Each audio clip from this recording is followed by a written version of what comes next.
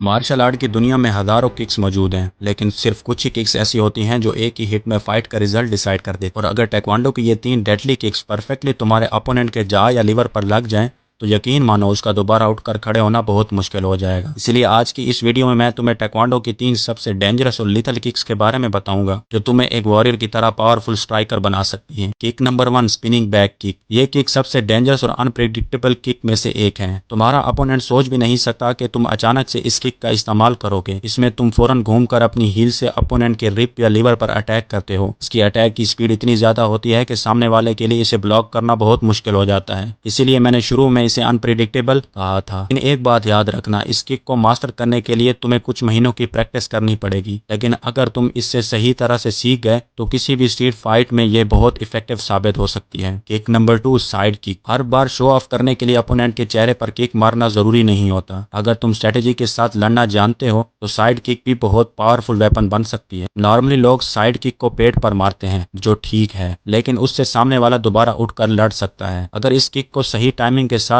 उसकी नी पर मारा जाए तो उसका बैलेंस बुरी तरह डिस्टर्ब हो सकता है। इस वजह से इसे स्टॉप किक भी कहा जाता है। Kick number 3, round house kick. इस किक का नाम तुमने जरूर सुना होगा। ये किक टेक्वांडो की सिग्नेचर किक है। इस किक की खास बात यह है कि इसमें तुम अपने पाँव के पंजे से नहीं, बल्कि अपनी चिन के इस हिस्से से अटैक करते हो। इस किक में तुम अपने हिप्स को रोटेट करके चिन से अपोनेंट पर स्ट्राइक करते हो। इसका इम्पैक्ट बेसबॉल बैट की हिट जैसा महसूस होता है। अगर तुम सिर्फ 2 परफेक्ट किक्स भी लैंड कर दो तो सामने वाले के लिए दोबारा उठकर लड़ना बहुत मुश्किल हो जाएगा। अब बात करते हैं सबसे इंपॉर्टेंट वार्निंग की। जब भी कभी स्ट्रीट फाइट की सिचुएशन बन जाए तो गलती से भी 540 या 720 जैसी फ्लैश किक का इस्तेमाल मत करना। इन किक्स को परफॉर्म करते वक्त फिसलने के चांसेस बहुत ज्यादा होते हैं, और अगर तुम फिसल गए और गिर गए तो आगे क्या हो सकता है ये तुम्हें पता है। फाइट के दौरान कुछ और बातों का भी ख्याल रखना जरूरी है। अपने दोनों हाथ हमेशा चेहरे के सामने गार्ड पोजीशन में रखो, ताकि तुम अपने सर को प्रोटेक्ट कर सको। साथ ही हर किक को परफेक्टली परफॉर्म करने के लिए बॉडी का फ्लेक्सिबल होना बहुत जरूरी है। और अगर तुम चाहो तो इस टॉपिक पर भी मैं एक फुल डिटेल वीडियो बना दूंगा।